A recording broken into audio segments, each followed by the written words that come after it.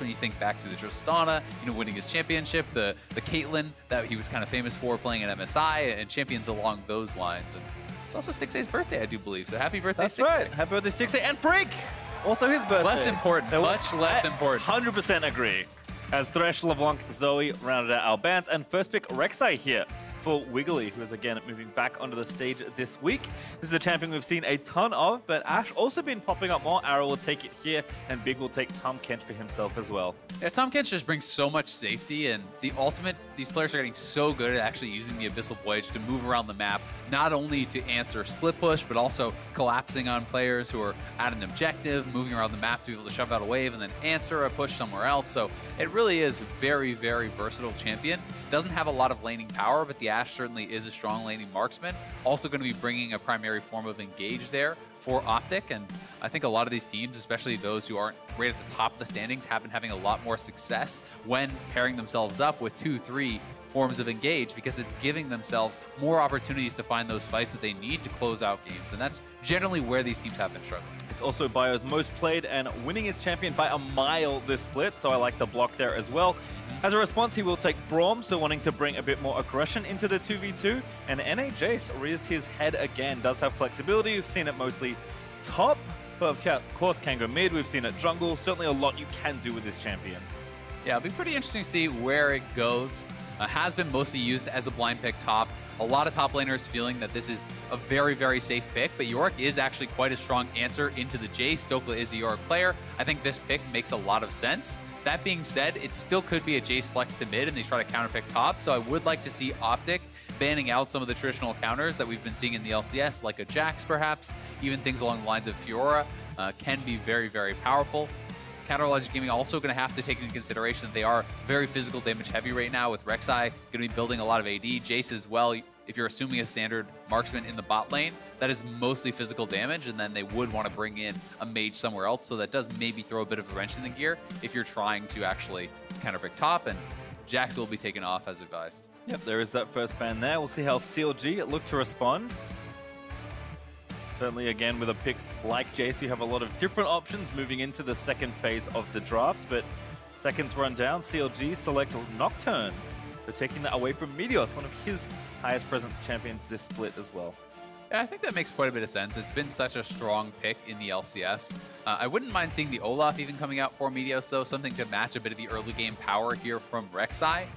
One of the times at which you're going to struggle most as the Yorick is in those early levels against Jayce, where that range advantage is going to make such a big difference. And if Rek'Sai is up there and you don't have the ability to actually look for 2v2s at all, because you pick something more like a scaling jungler, then you could certainly struggle. So will be interesting to see where they elect to go with that pick.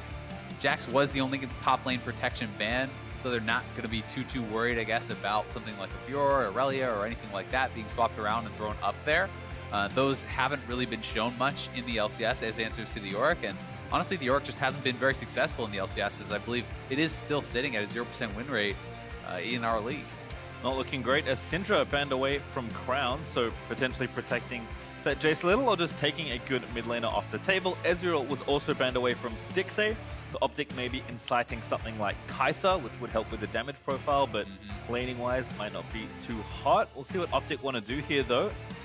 And then we'll see how CLG finish off this comp. A lot of questions that OpTic are asking themselves, looking ahead to Jayce. So OpTic decided to play it safe and take a very solid jungler here for Meteos. They'll lock in Sejuani. Yeah, Sejuani also pairing up pretty well with Yorick because it is another melee champion. So being able to activate that permafrost, lock him down, stun him up, and dealing additional damage there. So certainly is a fairly strong 2v2. And I do think also the CC that Sejuani has makes it very easy to actually set up for your cage, hitting the Morning Mist, your E to actually activate those ghouls attacking your opponent along those lines. So we'll see. It is going to be Sivir in the bottom lane, so very likely will be a mid lane mage here unless they want to go full AD comp, but I don't think that is advisable when you're already facing down a Sejuani who could stack a lot of that armor. Have to agree, so we'll see what PowerOfEvil fancies as a blind pick here. Probably he's played Ori, a lot of different champions. Corki. Orianna makes the most sense. Viktor, okay. Viktor he's also played quite a lot of, so I think either of these kind of control mages makes sense, and we'll lock in. Yep, gives them a tremendous amount of wave clear. And when you're looking at Jayce compositions, you are expecting it to be a split push style victory, right? So now you have Sivir and Viktor. That is two of the highest wave clear champions in their respective positions. So these guys are going to be able to really hold it down in the mid lane, be able to continuously push those waves out and make it so it's very difficult for OpTic to kind of siege away from that Jayce. Vel'Koz as the last pick from Braum. Just next to Vladimir, I guess, which was the other hover, but I believe that's the first Vel'Koz of the split. It is certainly the first Vel'Koz for Crown, who has played a large array of different champions so far, but he did get counterpicked. This is what he's selected. Very, very cool. So it is a very long-range champion, and certainly is something that Viktor, I think, is going to have trouble actually interacting with. You're not going to be able to get much of that Q trading pattern that Viktor really does desire. This certainly will be down to PowerOfEvil kind of hitting his lasers with the E. But if Crown is practiced on this pick, you can stay very far back and be continuously poking away at that Viktor. We also know just how much kill potential Vel'Koz has. If you can actually land the knock-up, proc your passive with that W, drop an ultimate, that is a tremendous amount of burst. You can light someone up 100-0. And between the Sejuani and the Ashe, plenty of ways to set that up. Even the cage for Dhokla potentially putting it all together. So PowerOfEvil has had to play the cleanse tax. It's very heavy this game, so glad he's showing the respect. But an exciting final pick here for OpTic, for a player that has been very impressive despite the up and down nature of the team. Crown has looked great since he's moved to the LCS. Yeah, he certainly has been their standout player, and this is a very exciting pick. We have seen Vel'Koz filtering through the LCS in past years, utilized as a counter pick in certain matchups, and I'm very excited to see how Crown will look on it, because I think this is a champion with an incredibly high skill cap. You can tell the mastery of these Vel'Koz players based on how they're picking their angles, based on how they're redirecting their Qs and bending them around minions for that harass. Well, certainly exciting here as CLG and OpTic will square off for our first match today. Both looking to kind of stop some of their slides. For CLG, it was a rough weekend last time around. OpTic have been up and down or split long on their side, but certainly every win matters given how late we are in the season.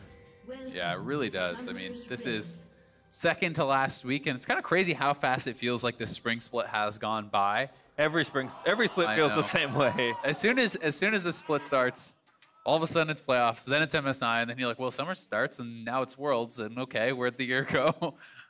But it's going to be an exciting one here as we are going to get into pause. We'll let you guys know as soon as we have found out what the issue is, but some interesting things to talk about with the runes, as it is actually going to be a press the attack Rek'Sai here for Wiggily. Conqueror certainly had been the most popular choice by far, and one of the things that kind of brought Rek'Sai back into the meta.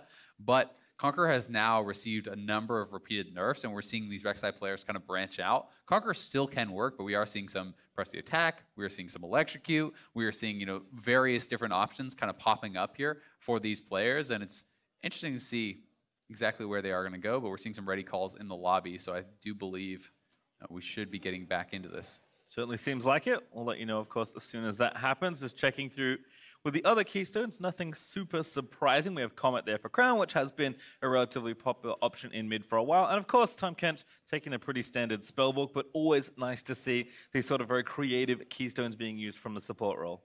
Yeah, I mean, I like a lot of the choices, right? You can see that Biofrost is actually going to be playing Guardian Braum, and as such, he's going to be taking heal as well. So this is a very kind of defensive setup here for him. Stixxay wanted to go for a TP on the Sivir to have a little bit more lane tempo to be able to actually get a good buy off and hopefully try to keep arrow pushed in. So we'll see how they're going to be able to navigate all of that.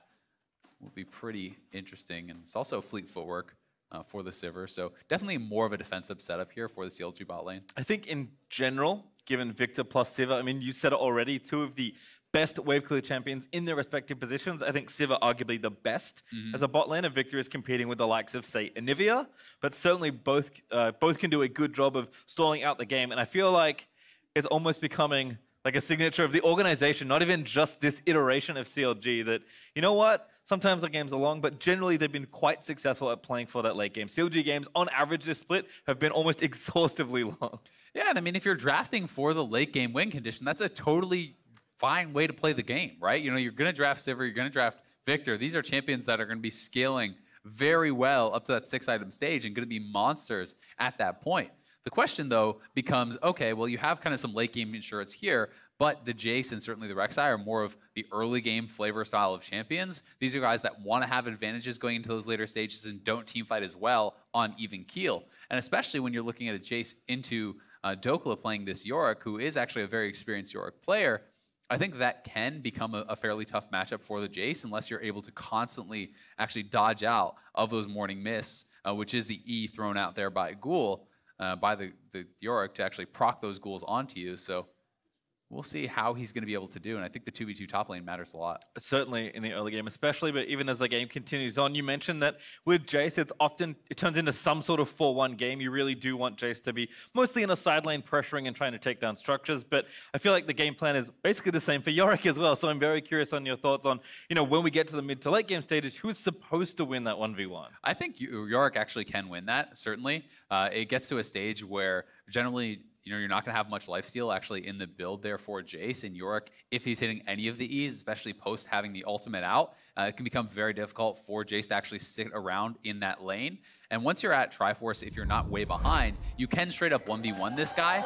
And then the cage starts to become very, very powerful because he has no kind of defensive escape. His only actual jump is they're going to look for a wraparound here. Yep, we are back in, and Biofrost, along with Wiggily and Darshan, have looked to try and cut off Dhokla through the tri-bush, but no success. Instead, OpTic will invade on the other side and get their vision. Yeah, so it is all good, but, Jayce essentially can only get out of the cage with the offensive jump of the hammer form, right? So you can to the skies, go melee form, jump out, but that generally means you can only jump into the Yorick, which doesn't actually help you if you're losing the fight. So we'll see. I think it's certainly Jayce favored early, but if you are not way ahead of the Yorick, he can take over, and I'm excited to see how this one's going to go. Certainly excited to see both junglers on either side as well back into the mix. See where they do start. Looks like right side for both, so red for Wiggily and blue for Meteos. And of course, Crown on this Vel'Koz. Last seen in 2018. Bjergsen played it in a regional qualifier, so it's been quite a while since we've seen the Octopus. Yeah, it definitely has been a while, but was kind of a bit of a popular counter pick for a bit of that split. And just to give a little context, the pause was Big felt his home guard may have ticked off early, running out of base, so wanted to make sure that that wasn't the case. I believe it wasn't, so we are all good. Back into game here.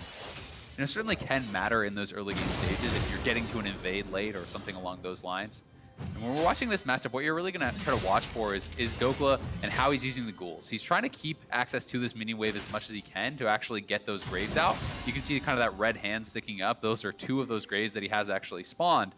Getting the third one means you can then summon it, and that's when you can actually have a bit of a chance to fight. But you do have to be careful on the early levels and be willing to give up some of the CS because Jayce is going to win those fights, certainly until you have a couple levels under your belt. And hits level 2 though, hits the Morning Mist, and you can see Darshan already, his health potion's gone, and he's down under half HP. Yeah, it's actually pretty crazy that as soon as level 2 hits, that one trade there from Dhokla, able to undo all of the early game from Jayce. I mean, the lane essentially is completely about how many E's can Yorick hit. Can you constantly get at your ghouls, and can you hit the E's? If Jayce is using kind of his stance swaps and actually dodging a lot of those, then you're not going to have really much recourse to fight back because he's just going to kill off your ghouls.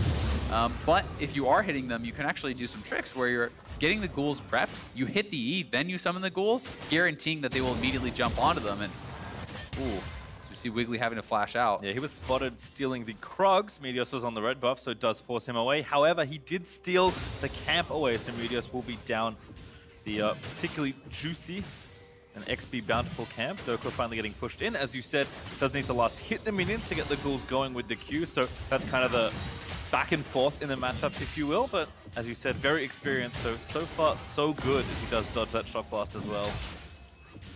Yeah, but he's actually prepped a lot of graves there, so he does have a lot of ghouls, and that's kind of where you have to be careful as Darshan, where you're going to be wanting to try to kill off those ghouls before you opt into any additional trades.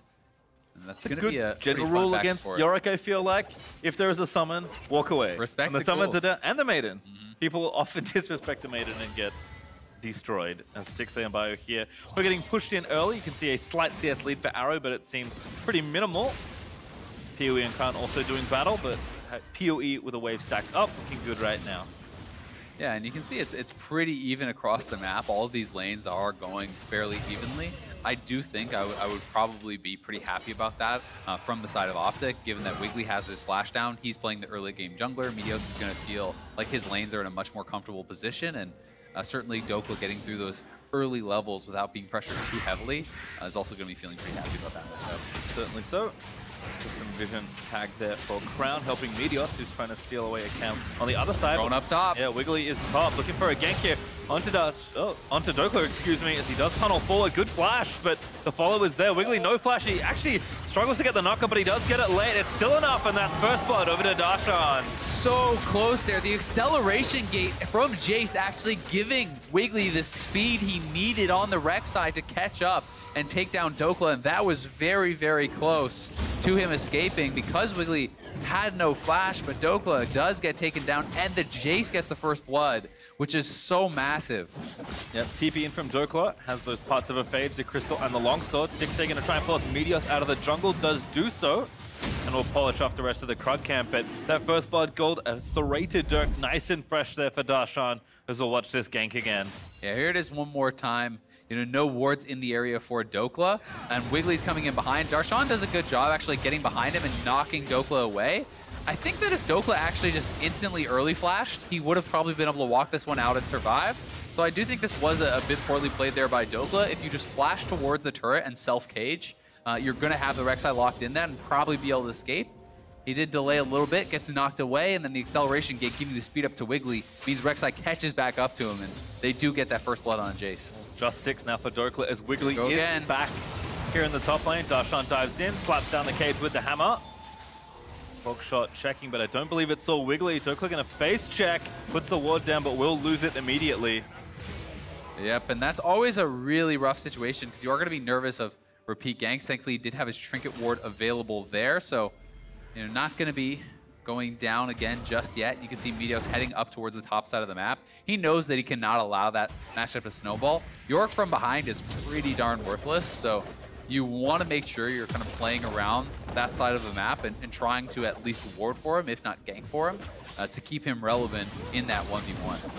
Plate there for Arrow. The push has kind of continued there for OpTic's duo lane despite the CS being even, so a bit of extra gold there for the Ashe. PoE also returning with his first Hex Core upgrade. So now has the laser up with a much easier time to wave clear. As the aftershock effect does happen, Maiden gonna get beaten down by Darshan. Not looking to last too long here, unfortunately.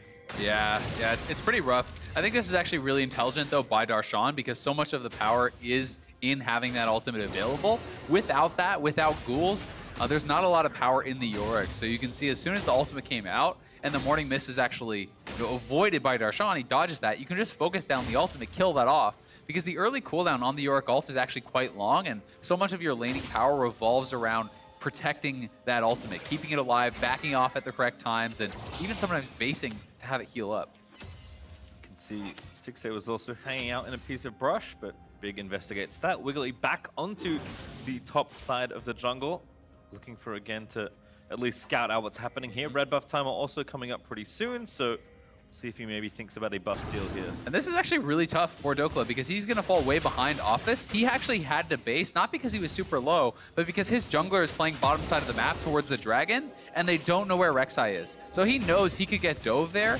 and as such, he's having to give up about 3+ waves to this turret as well as 2 turret plates, and that, even more than the initial gank, is going to put him behind in this 1v1, and now Rek'Sai is still here, going to be zoning him off even more waves, so this CS deficit is certainly being created more by Wiggily than by Darshan, and that is good play to them. Does mean Infernal over for OpTic, who've clearly decided what sides of the map they wish to prioritize. Biofrost is around, but not enough for a steal as Big blocks the Winter's Bite.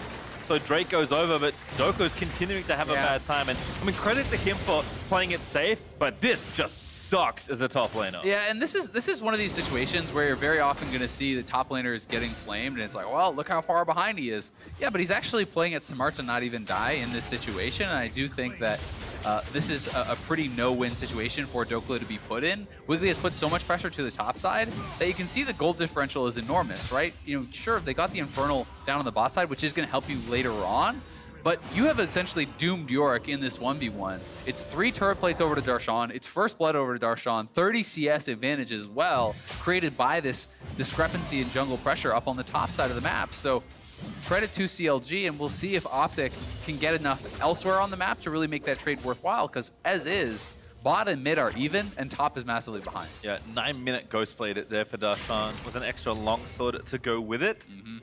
So it's going to go from bad to worse for a while here, unfortunately for Dhokla. Rest of the map, though, looking pretty even. Junglers are farming up. Mid and AD carry are doing the same. I'm expecting mostly a ton of farming on the bottom half of the map for CLG, if nothing else. As we mentioned, both Viktor and Siva are happy to just play PvE for quite a while. Yeah, we could see OpTic trying to be a bit more proactive now that they have these ultimates online, though. Hitting level 6 with the Ashe, you could try to look for something. That, as well as Sejuani having the ultimate at level 6, you can start to maybe look to make some plays around some of these lanes, but certainly it is no fun zone up there for Dhokla right now. Darshan on the hunt for the full 5-course meal, just one more plate left to take down. Also see some damage being done to but 50% of the second plate's HP there on CLG's outer turret, so Arrow and Big have clearly had a good time just pushing this in, but again, a bit of extra gold here and there is nothing compared to the mountain of gold built up by Darshan and Wiggily there in the top half. And this may be the game plan, right? You know, I generally think if you're drafting Yorick, you should play around it, but some teams, I think, look at it more as though, we'll pick you Yorick and you just kind of survive, and, you know, if the Jayce ever tries to group, you can take turrets and kind of punish that way, so it may work out for them. And we do have Sejuani up here on the top side of the map, so if we can see Darshan getting caged up, there's a possibility of meteos being able to hit an ult, or even a potential counter gank, because Wiggily is coming up. Vel'Koz somewhat starting to roam, but is heading back towards mid lane, so this is going to be a 2v2. Yep, Dhokla now going to get spotted. Cage goes down. Ult's going to miss, though.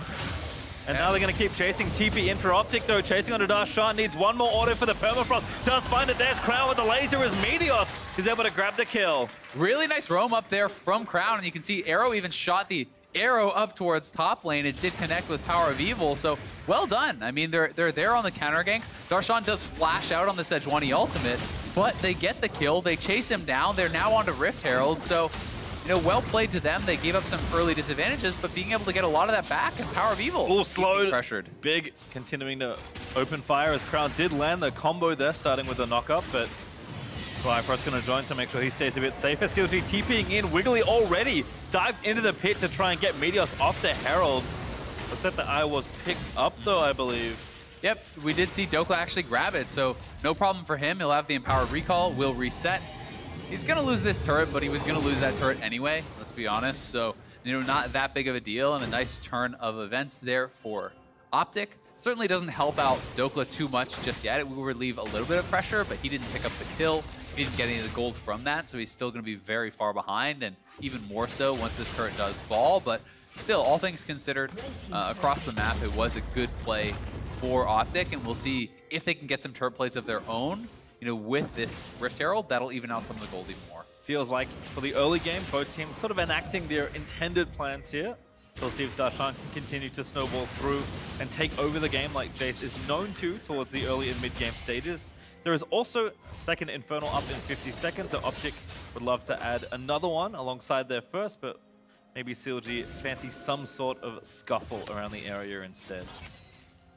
Yeah, it would be interesting to see if they want to try to contest forward. I think CLG would be smart to utilize Darshan to roam down and try to actually pressure that, because they do have the gold lead now.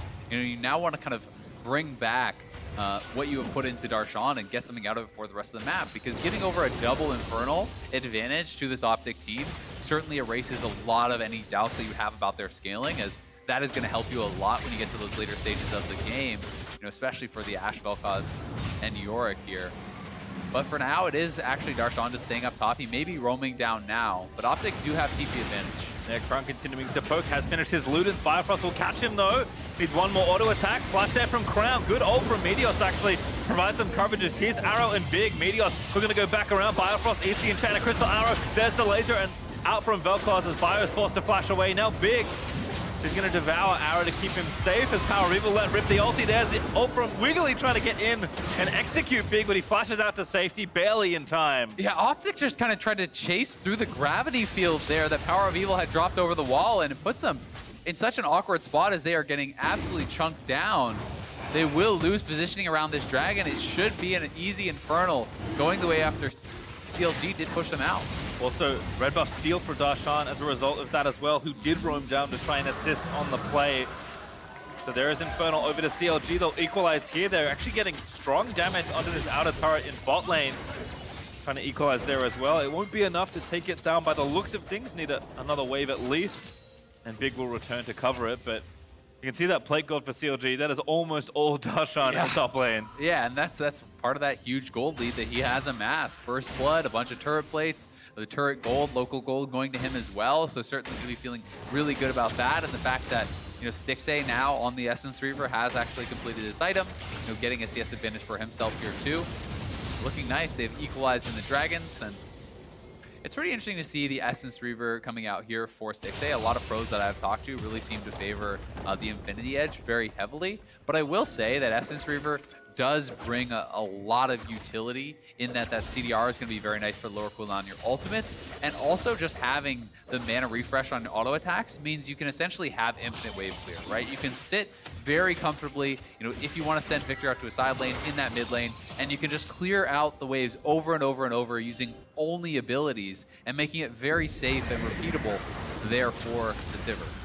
I feel like the way it's been... That is not the rift you want to see. Oh, yeah.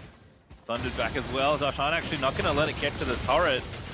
Yeah, that was really poorly done, honestly, from Dhokla. That's not the kind of rift you want to see come out from OpTic, as that was a lot of what they got from that top lane play, right? And they get absolutely nothing. He doesn't even get a charge. If you're going to drop it in the face of the Jayce, you can't fight him even with that. You're too far behind. Yep, was too late for plates. Was not in range to get damage onto the turret, so somewhat of a waste there for Dhokla. As Infernal number 3 is apparently coming up next, so it's I guess they know the CLG playing. They knew they were going to go to the late game, because the game is certainly obliging in that regard. TP in there from CLG. They're trying to force that Stixxay, never mind. Every awkward TP is always an ADC. Always. Meteos tagged. Gets away though. Biofrost putting up the door. Now actually has to run away himself. Ulti gonna just miss. Bio did stand behind Stixxay to get to safety. Yeah, even if they hit that, I don't think they actually get a kill. Because, I mean, really, if it's going to hit on a Biofrost or someone, arrow is over the wall in the pit. You know, Vel'Koz is there, but not sure if you can actually 100-0 the Guardian Braum, who has heal available. Either way, you know, a good attempt, and they will defend in mid lane for now. But it is CLG going to be able to grab a bottom lane turret since there's no one there to answer. And Dhokla using this time to try to push up and, you know, get some farm back, try to equalize a little bit. Really, that's going to be his job, is just sitting in the side lane, staying there. Anytime Jayce roams away, you want to have him getting up the turrets, trying to get something done. Yeah, but again, CLG have enough people to push the side lanes. As I was alluding to earlier, again, IE versus Essence Reaver has kind of been explained as well. IE does something when you buy it as a first item. You know, you can fight, like, it does damage, you can fight people, you can beat in scuffles. Essence Reaver is like the PvE item. It's like, it doesn't do much by itself. But of course, combined with other items like another Zeal item and the Infinity Edge that inevitably will come, it does a lot. Yeah. So it's one of those things where it's like, well, if I'm just planning to ricochet minions for the next 10-15 minutes, Essence Reaver is a great item for that. Yeah, it definitely is. And I mean, you know, you don't want to sell too short. It certainly does have less upfront damage than the IE, which, you know, is going to be more AD as well as the bonus on the crit. But it still has 25% crit as well as the 65 AD, so it will give you power. It's just the IE certainly is more immediate power and in-combat power. And if you're not worried about mana, if you're looking at kind of the one-off fight, IE is going to give you more oomph, especially when you hit your second item with that, say, Static Shiv or whatever completed, amplifying that crit damage even more. And amplifying the wave clear. That's true. Is always what you want to see. Speaking of, ToE has upgraded to the perfect hex score. It's been there for a short while. And also a change moving in towards a Lich Bane. Oh, Vel'Koz looking to laser beam down Wiggily, who is forced to flash away. That's the damage I'm talking about, though. If you get hit by a knockup, that is essentially guaranteeing both sides of the W hit you. That is a passive proc. That plus the ultimate can kill someone if you land that full combo. I mean, that is Wiggily flashing out, plus the Guardian there from Braum, and he's still got very, very low. So you are seeing the power that Vel'Koz has here as Darshan looking to roam down and put a little pressure on. Pretty significant chunk of damage there. Black Cleaver is not finished for Darshan, so going a slightly different route than all lethality all the time, but still pumping out plenty of damage at this stage in the game. Yeah, and I think it's, you know, this sort of build allows you to be a little bit more kind of in the face of some of your opponents if you want to come down for a team fight. Having a little bit of HP instead of going something pure lethality does allow you to kind of scrap with your opponents a bit more. And despite the fact that I said, you know, normally when you hit Triforce, that can be a pretty good time in the matchup for Yorick, he is so far behind in the gold that all these benchmarks really are irrelevant now. You know, you have to kind of be near parity to really be able to compete. whether it's a good matchup or not is pretty irrelevant when you're down a full item. Yep, and you can see CLG continuing to have run of the map. Pretty heavy siege onto mid lane here as Darshan is sticking down, leaving Dhokla with the minion wave in top lane as CLG trying to get that second Infernal. It seems like OpTic can't make it in time, so we'll just have to gift that objective over. Yeah, and I mean, they can't really fight for it if Darshan is going to walk down as he was. Their top laner is just so much weaker right now that they're not really going to be able to win any realistic 5v5. You know, they have to be very careful about that. Arrow also didn't have his ultimate up, so, you know, there's even more to worry about there. What this does buy is a bit of time for Dhokla, so he's going to be able to knock down that turret. And, you know, even from behind, as soon as you have the Triforce, you will crush through turrets with your ghouls, with the ultimate out, the Sheen proc, the attack speed. Now, that is going to give you a lot of power to knock that down. Yep, had Demolish as well, of course, from the Resolve tree, so able to polish off the turret in pretty quick succession. So we'll have another pause. We'll let you know as soon as we know what's going on. But we'll just settle in for now and kind of see where we are at 20 minutes in. There's been 3 Infernals taken, which is often an exciting one, but only 2 kills means it's been kind of a lot more about how the lane matchups and pressure across the map has played out than anything else. Yeah, it really has been about the pressure that CLG has put down on the top side, and that, you know, was traded for the early Infernal for OpTic on the bot side, but now, you know, they've been able to kind of use their monumental top lane advantage to be able to recoup a lot of that, right? To be able to get both the next 2 Infernals and put themselves in a really good position. Especially the Infernal is so good for their composition when you have 4 members who are going to be building ADAP, right? They don't even have the tank jungler. They are going to be having Rek'Sai on Warrior Black Cleaver soon, so he's getting that amp damage. Viktor, Sivir, Jayce, of course, all getting that amp damage as well. Just to kind of look at the gold itself, we've talked a lot about how strong Jayce is, but if you look there on your screen, you can see between the 2 teams, it's about 3,000 gold ahead for CLG. Darshan is up 2,300 gold. So as far as the total percentage of gold lead owned just by Darshan is pretty ridiculous. And kind of a testament to how far ahead he is. You can see he had a great Jax game last weekend, kind of carrying the game from there. And it seems like the team is willing to put him back on these kind of carries and just have faith that he'll be able to do his thing. And there is, to give you a little bit of context, it's a visual bug rate on the side of CLG, so they are actually seeing kind of the eyes above your head that show that you have been spotted by Hawkshot, even though the Hawkshot is not active. So it is not giving OpTic vision, it is simply a visual bug above some of the CLG members' heads. So we are paused for that, checking that out if it's going to be okay to resume or if they can quickly fix that. Hopefully we will be able to get right back into the game. Certainly have to hope so. I assume that's the same set of eyes that like Scry's bloom? I think it's the same idea. Yeah, it's just the indicator that you have been spotted, even though they have not been spotted currently. That would be very unnerving. Yeah, exactly, right? And that is something that could be pretty distracting, especially if you're not sure if the Hawkshot did just recently go out, right? You don't know necessarily if you have those eyes on you or not. Never know who's watching. I'm watching, but I can see everything. So okay, that just got creepy. Oh, I'm sorry. Don't worry, I never said that. It's okay. We'll check back in on the items.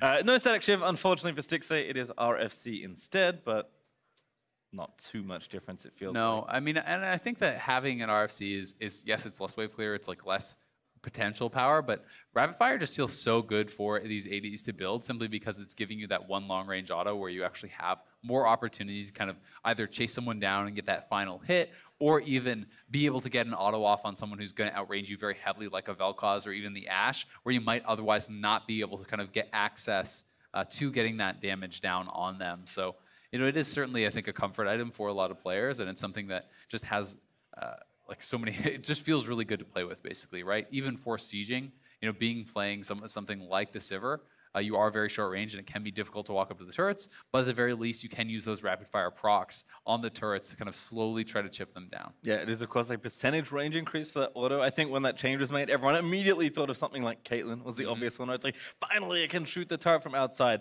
Turns out, much like move speed, extra range is a stat that is very hard to come by in League of Legends. So if you give it to even little Sivir with her short auto attack range, she'll be very happy as we pop ourselves back onto the rift.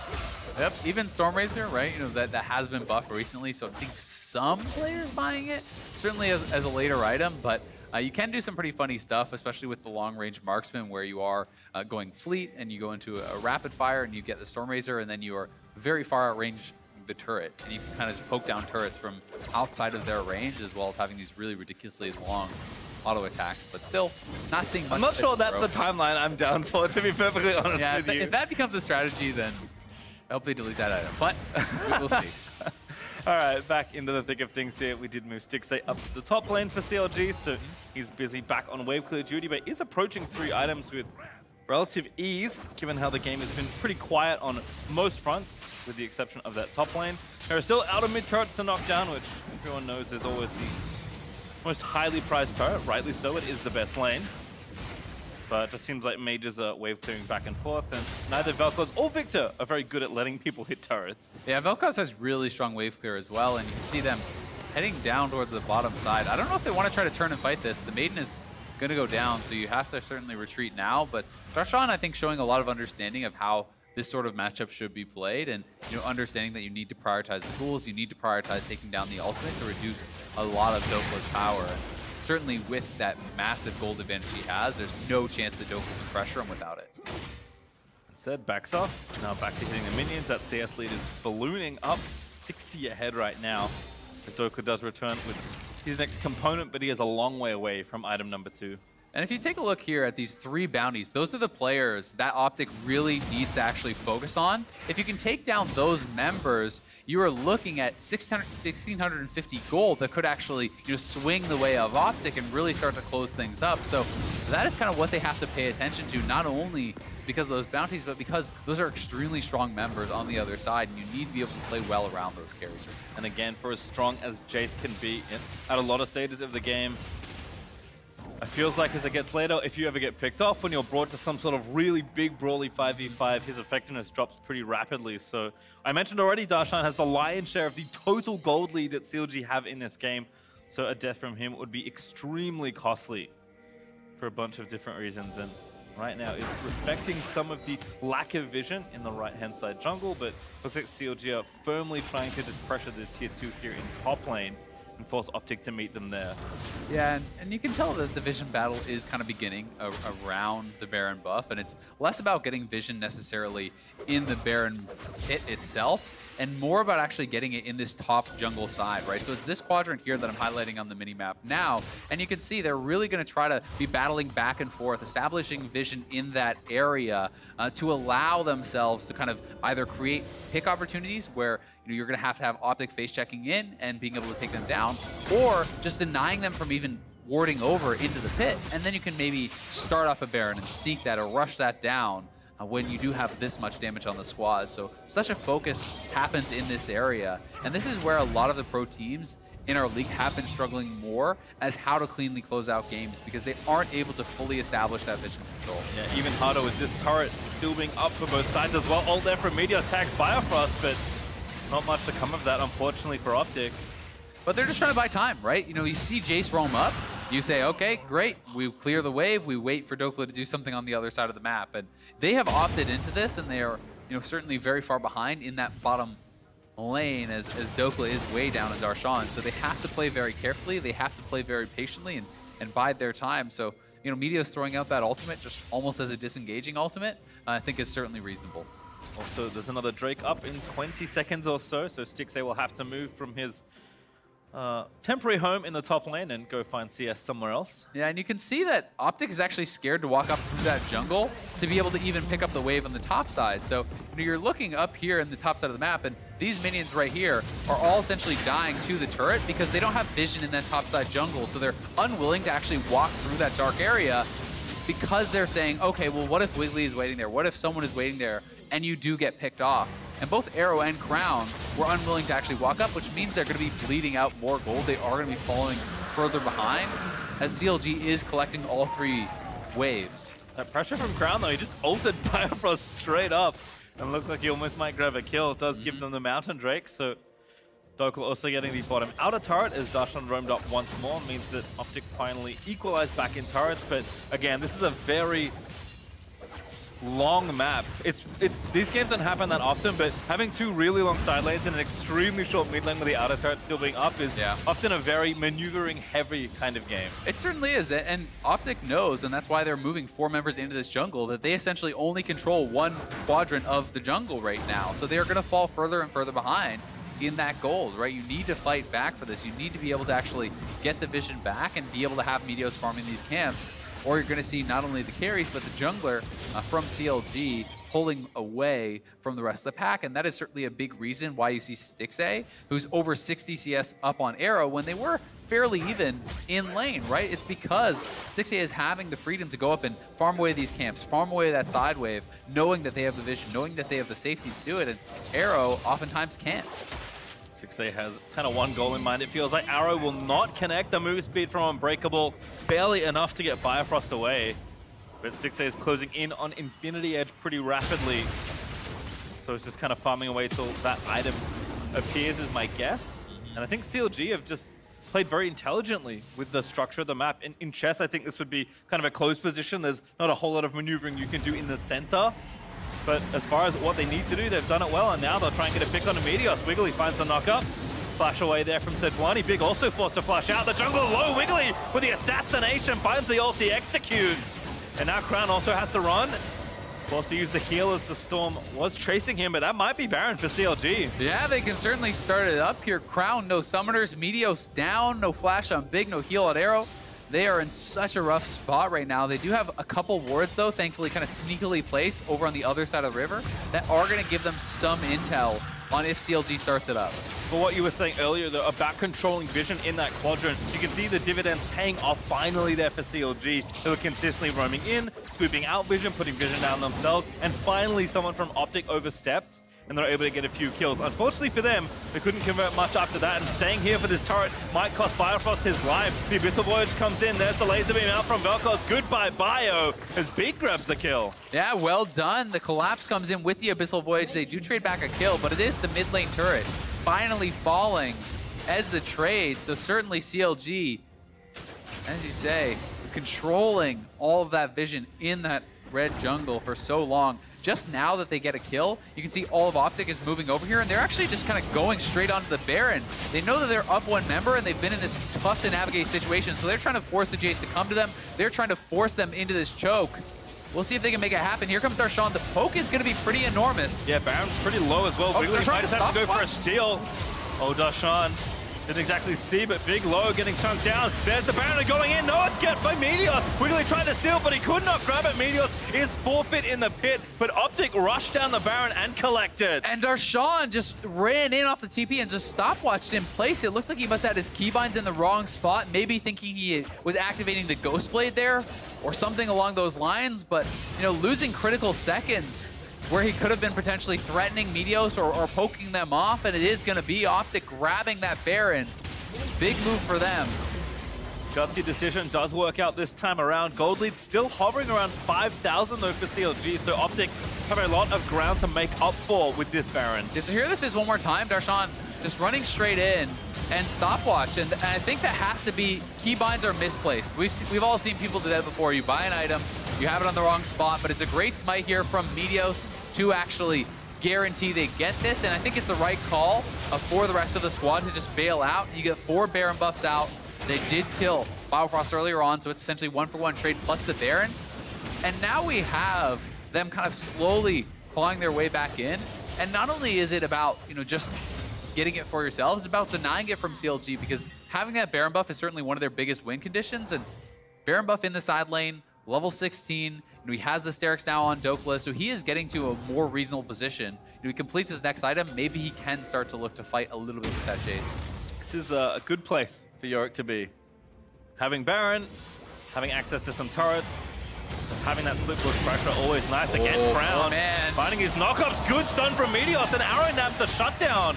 As PowerOfEvil will fall, that will mean the turret goes over to OpTic, getting a kill and a turret off the Baron buff already, and Dhokla is working that tier 2 in bot lane. Look at that bot lane. Dhokla, you know, you see Darshan running down there to answer that, but that bot lane is going to go down as well. They're going to get the mid lane turret. Vel'Koz really showing up big here, as Crown has been having almost these kills time and time again with the ultimates, being able to barely not kill someone off. Now he gets the kill. The base is unlocked. PowerOfEvil is a big part of their wave clear. Yes, they do still have Stixxay here, but it's Darshan having to roam back, having to join up with the squad again. They have that wave pushing up here on the top side as well, you can see. So this is going to be stacking, mid lane pushing in, bot lane shoving in here as well. You can have OpTic setting up to take down even more gold and kind of close the gap here between these two teams. And this is a really well maneuvered situation that they have gotten themselves into. they were at such a deficit, and they are almost at parity now. Yep. Under 2,000 gold stands between the two teams as Drake #3 goes over to OpTic. That means Elder Dragon will be spawning up next.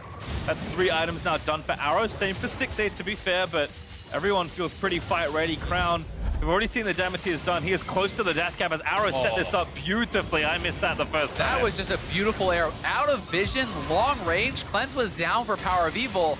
And then Biofrost, I'm not sure it would have saved him even if he tanked that Sejuani ultimate. I think that PowerOfEvil still goes down, so I'm not going to really throw any criticism the way of Biofrost there. But either way, great combination from Arrow and Crown. Hitting that stun, setting him up, and just lighting up PowerOfEvil. That was the break that OpTic needed to really bust the position open. Dhokla's continuing to be a sticking point down here in the bottom lane. OpTic have run out of Baron, unfortunately for them, but more than enough done to make up most of the deficit. Yeah, it definitely is. And you can see Crown is getting dangerously close to that death cap. And that one combo potential gets that much more terrifying when that does come in.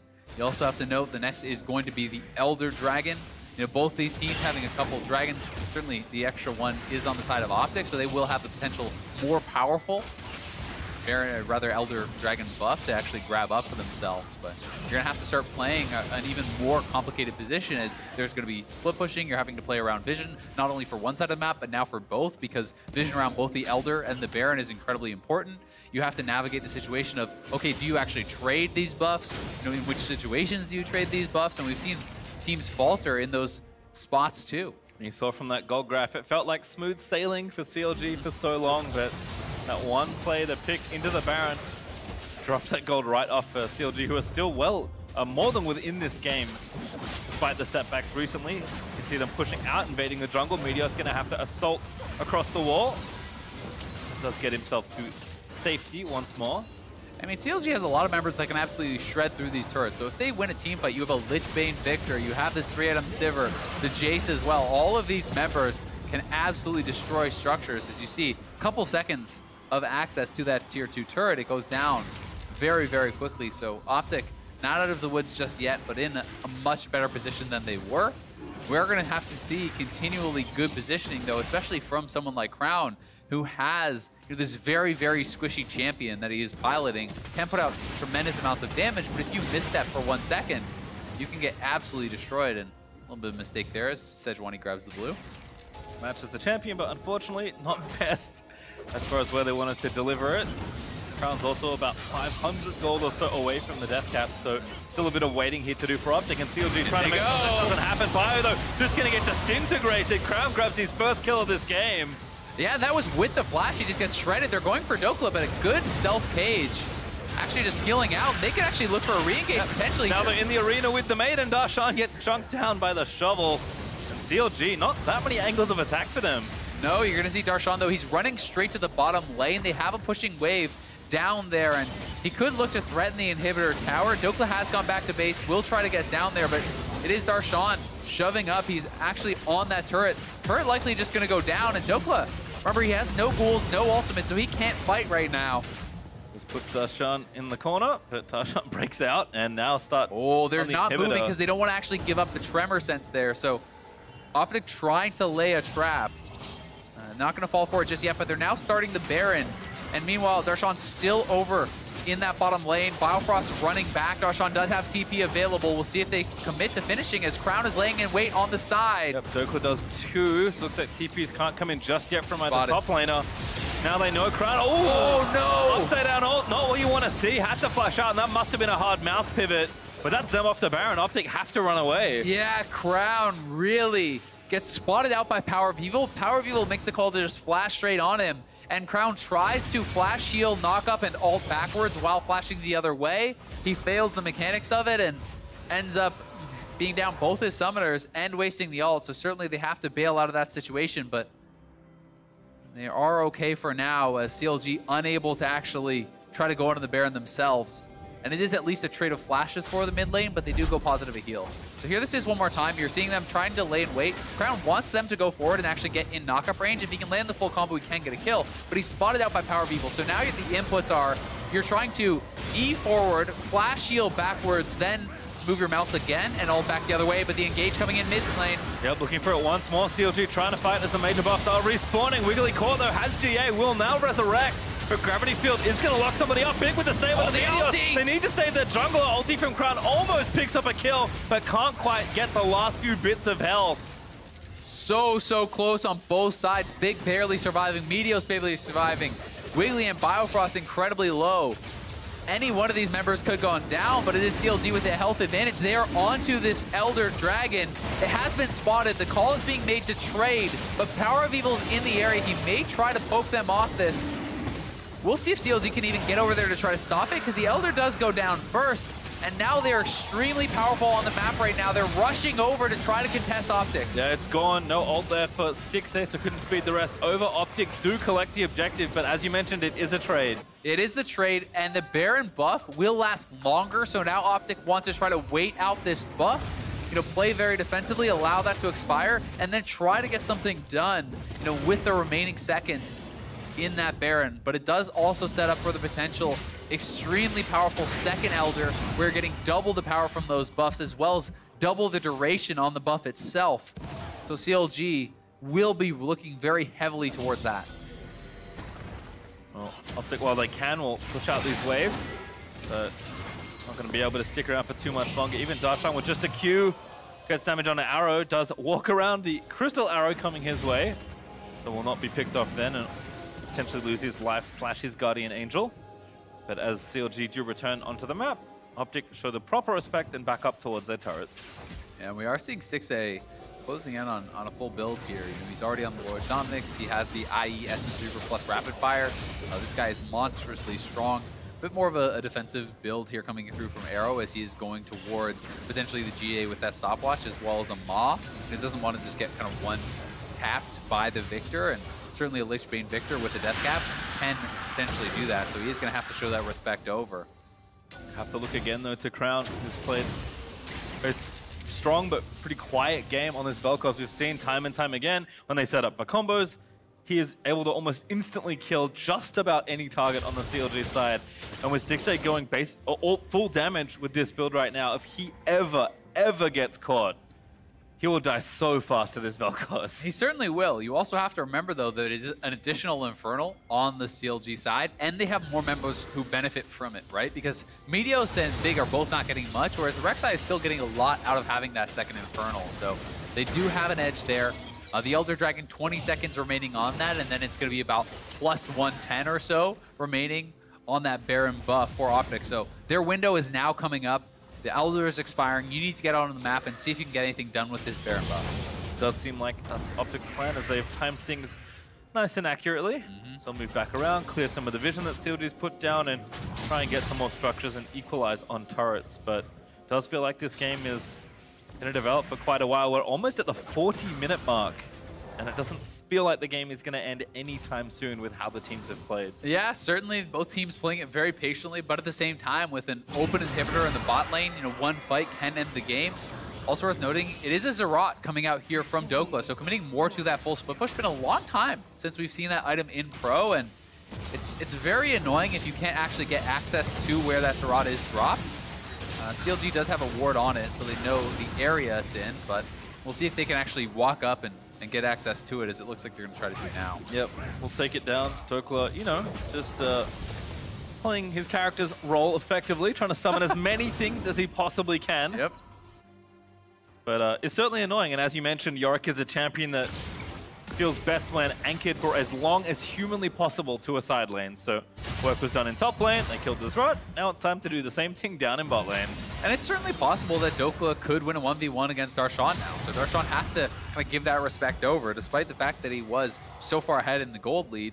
The QSS doesn't really do anything for Darshan in that 1v1, and that's really the only kind of gold discrepancy that is there whatsoever. So, they're both sitting on 4 completed items plus boots, and we'll see if Dhokla can make anything happen in a side lane, or if it even comes down to that, because as of now, it's been more about Darshan pushing the waves than roaming to the team, and been more about actually the group play than a full-on commitment to kind of a suicide split push style. Yep, Dhokla back up towards the top half as well. Zerat still cooling down. Still won't be up just yet. Arrow Fishes does find Biofrost, but can't get through the 2 carries to try and find the pick. Yeah, that's a decent chance. I think if you hit PowerOfEvil, you probably get a cleanse. And I think that's, kind of worth trying right there for Arrow, but it is going to prompt CLG to move forward. You can see along the minimap, both these top laners are splitting on opposite sides, and just Crown just drops the ulti. It is going to push them back quite a lot. It's such a short cooldown here at this point in the game. It's a 48-second cooldown. You can use that once every wave and a half, basically, but CLG looking for the re-engage. Crown is split off, no ultimate on him. Yeah, Dhokla committed for the top side, and now Big is going to be the target. Stixxay does shred him down. And now CLG push in. Major buffs aren't up for a minute or so, but CLG looking to crack the base here. Yeah, really well done by CLG. They're tracking the cooldowns. They know Ashe has no ult, Vel'Koz has no ult, no flash was on Big until just now, so they're going to be able to commit for that fight. They do knock down another inhibitor tower. Dhokla is still splitting. If he doesn't come back, they are likely going to lose both inhibitors here, so we'll see what the call is going to be. They may feel, hey, we can't defend it anyway, let's trade. And I think that is perhaps the decision, but it is actually CLG bailing out, so it will be one inhibitor, but it's just going to be traded. So even from the advantageous position, OpTic is able to have an even one-for-one inhib. And Darshan, he TP'd to that play, I believe, because it is currently on cooldown. Yeah. Dhokla's still with his, so now it's really complicated to play these positions. Yeah, because they have TP advantage. Stixxay does have one to answer, but you need him grouped with the team. Elder is coming up. Remember, this is a second Elder for CLG. This one is essentially the GG buff. You almost cannot contest it whatsoever. So Dhokla is actually looking to try to threaten an end. He's actually running, and you can see him, kind of secret agent Dhokla here, sneaking down the side lane. He's actually hiding in this bush, and now going straight down into the base. He's staying out of vision for now, and he wants to wait till CLG starts the Elder, and then try to potentially just run for the Nexus turrets, I think. But he's bailing out for the Baron, and these guys are both kind of skirmishing back and forth here over by the Elder. Very complex situation. Darshan also cannot come easily. He doesn't have his TP, so he has to run it on foot. And Dhokla is trying to solo the Baron right now. He's got the ghouls, he's got the Maiden, he's on it. CLG is starting the Elder, though. Will they make the call to bring Dhokla over? Remember, this is a second Elder. He's gonna just go and fight here. Darshan late to the party, but he might still be here in time to force the 5v4. Arrow hits on a Biofrost, but it's the Drake that really matters here. Elder Dragon down, it does go to Wiggily. CLG able to get the buff, and now flash in and try and finish off the fight. Darshan flashed into the backside. OpTic gets shredded, and Dhokla could not race the base or the Baron in time. He solos the Baron, but you can't give over the second Elder. He's gonna make a run for it to try to end, but I think there's no way he can do this. There's no one here to defend. CLG should be faster. They've got Elder Darshan back just in case. And CLG will finally put the finishing touches on OpTic's Nexus as they scrappily fight and take down OpTic. It's a wild one, but CLG grabbing that second Elder. It's the GG buff, and they are gonna take it here. Grabbing another win for themselves and improving to 6-5 with this roster that we did see on stage today. So certainly gonna be happy about that win. I do believe that pulls them into parity with OpTic in the standings, both sitting at 6 wins now. Their playoff hopes still alive. You could say that about a lot of teams, I feel like, and be right 70% of the time. There has been a lot of parity in the league so far as the teams will shake hands, but CLG bring the team back in, stop a 3-game slide, and look to again try and pick up as many wins as they can. It was a hectic game, but CLG felt fairly in control. I mean, tough decisions to make on either side. Really, really tough spot, I think, to be in for both those teams. It was a very complex game to navigate, but certainly, sitting with all vision here as we are at the caster desk, it did look like OpTic really needed to have 5 members at the Elder Dragon, because giving over the second Elder is just, you're never going to win. You cannot beat that buff. It is too powerful with that second stack, and we saw that OpTic got absolutely erased once the buff was secured by Wiggily. Darshan also showed up first to that Elder as it was the Baron being soloed out. And had that been the first Elder, maybe that's a reasonable play to actually go for. Have your 4-man squad try to delay, but in this scenario, CLG gets the better of it. Well, for more on that victory, OpTic is standing by with the CLG mid laner for more on that win. Thanks, guys. PoE, congratulations on the win for both you and CLG. Asking about kind of like the last fights, when you guys were going for Drake, did you know that Dhokla was trying to solo Baron on the other side of the map? Yeah, Darshan called that Yorick can solo the Baron, so we needed to just force the Yorick to the Elder Dragon. And I think we got the perfect flank with me and Jayce onto it. So we just said, like, we're just going to all in the Elder Dragon, whoever gets it, we just take the fight because we are going to be 5v4. And I think we got a really good flank on the carries, and we just all flashed. Onto them, we just said, like, everyone just needs to flash on Vel'Koz because we don't have the greatest engage. So it's just like, we have like Rek'Sai, Braum, so it's like, even Viktor. So it's like, we just need to like all our flashes onto them and just win the team fight. And it worked. Teamfight won the game. Now, kind of asking you, what were your thoughts coming into this game, and what were your overall feelings? Because not only was this game crucial for CLG and their playoff chances, it was also the rematch against your old team. Well, I was really excited facing OpTic again since last time we lost against them, so it was really important for me individually. And obviously, team-wise, we needed to just win really badly since they're ahead of the standings of us. So like, not only do we get one win, but they get one lose, so it's like really important for us. And I don't think we expected the Vel'Koz, so that was for sure a surprise pick for us. I think we handled it pretty well and didn't fall for like just the Vel'Koz trap. Like only one time I died, like where it's just like you get CC'd once and he just ults you down. I was like we kind of knew that coming into the game because I told them, and then it happened to me, so that was pretty sad.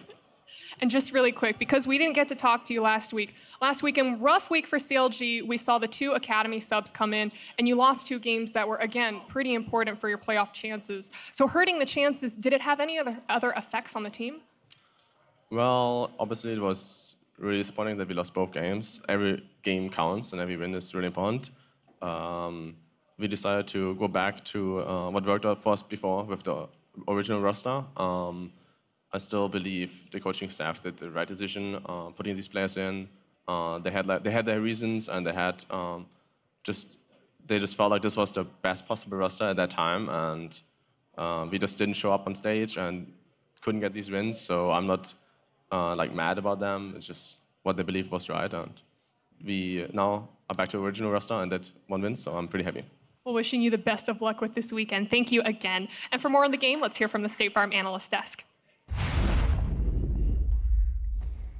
Thank you very much, Avali. A birthday win for Stixxay here. CLG now are tying 6th place with OpTic. They're both at 6 and 9, 1-1 in the head-to-head. Could easily be tiebreakers at the end of week 9.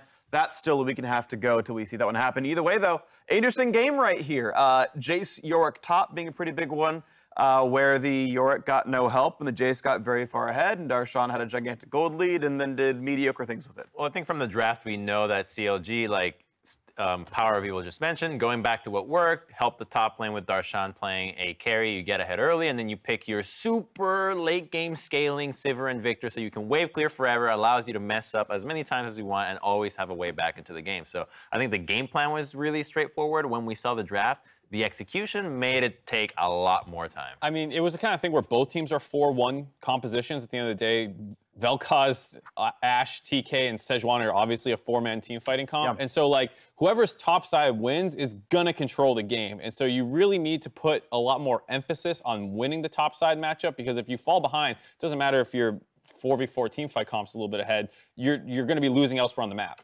Right, but it's easy to tell someone to just go top, but meteos didn't really have a choice go top in the early game. Wiggily actually did a really good path where he started his red and ran all the way to meteos' Krugs, took his Krugs, so meteos has no more camps up there. He has to go to the other side of the map to get his farm, and he had no ability to be top anymore. Right, I mean, that jungle percentage is not right. It's 4%, which is not enough in a carry. It's 14%, I'm told. Okay, and the average for top laners is 7.5. I'm going to have to double check that because I'm I almost heard positive it was 4.4. And I'm also positive meteos was not up there. Maybe that was Rek'Sai's. Like, who knows? Either way, it looked like he got no help. Jayce got tons of help and slammed the Yorick, took the turret, got a giant lead. And from there, it took a really long time for CLG to actually do anything with that advantage, but it was the key to the game, I think, was Darshan actually getting ahead. Well, it's so hard. Like, where else do you gank? You're not going to gank the Sivir Braum as a Sejuani. You're not going to gank the Viktor mid with Cleanse. So you really just have top as your option. So it's not go top more. It's more of like, this is really the only place where you can find kills. Yeah. Bot lane, of course, just 2v2 forever. And heal Braum, too. Come on.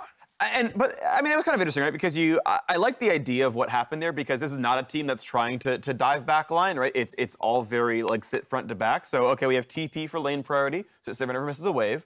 And okay, well if we do get dove, then we have heal on the Braum. So like I get how that 2-on-2 is supposed to work. It keeps lane priority. They got 2 or 3 plates in bottom lane as a result. So the CLG bot lane did really well. That worked. CLG had a lead for a very, very, very long time. But we do want to show sort of what these teams did with the mid game, because it did slow down really, really heavily. CLG got a pick in mid-game, did nothing with it. We saw later on OpTic got a pick, and it didn't do very much. So we do have a clip we can kind of play out here, I believe, if we can get this one properly. Sorry about that. Here we go. You're right, and the big thing to look at here is this is when CLG has roughly a 4,000 gold lead in the mid-game, right around 26 minutes, and they find a pick off on the enemy jungler, and you have flashes being forced by the opponent team, you're chunking out the enemy team mid laner, you have the opportunity to start Baron there, and they don't do it, and instead, it's OpTic who's going to be able to force the Baron after getting a pick off onto only Biofrost. Now, CLG didn't play this super cleanly, but the fact that OpTic is willing to take these risks is what allowed them to stall this game out. It wouldn't have been a risk for CLG. The smite is not there, so you just have to play it really well. Yeah. Yeah, and of course that one didn't happen. We got, I think, what, 3 Barons overall for OpTic, something crazy like that. But you heard it said by PowerOfEvil in the post-game interview. Darshan said, hey, by the way, Yorick can solo Baron. We must do something about this. You give him 20 seconds by himself, it's going to fall. So they 5-man the Elder Dragon. OpTic chooses to contest, which, okay, kind of makes sense. The second Elder's a big deal. They would have had 2 Infernal Drakes, but obviously that fight got turned around, and it was OpTic willing to do things that made CLG actually close the game out. I actually don't really like the team comp from OpTic that much. They have Vel'Koz and Ashe, and those aren't really characters that scale super hard into the late game. And if you are going to pick Vel'Koz, you probably want another AD carry that does better poke and or is safer. You have Tahm Kench to save 1 carry, but he can't eat both carries. And as CLG said themselves, their engage is very terrible. It's awful. They can't really engage. But OpTic is constantly getting engaged and getting killed in these fights, so they need to switch up their characters to make it so that they both can't get engaged on. To be fair, I think that team comp is, like a lot of team comps, looks very different from ahead. Against a team with low engage, with a Vel'Koz poking you, if you're ahead of the game, you're crushing them as they can't get onto your Vel'Koz when they try and do Tahm Kench eats him. If you're Yorick is ahead because you properly played around him, then Tahm Kench can maybe ult into side lanes and force plays. Like, OpTic's comp, I think, from ahead can look a lot better. I just don't think they did the right moves in the early game to get there. I just want the Ashe changed. That too, yeah. I don't care for the Ashe, because, she brings engage, but you have a Sejuani already. Yep. So just pick someone that doesn't need protection is what I'm asking for. Yeah, that makes sense. Yeah, well, either way, they did get dove on, and CLG have tied themselves up for 6th place. It's time for us to take a break. When we come back, though, we have Team Liquid versus Clutch Gaming, so don't go anywhere.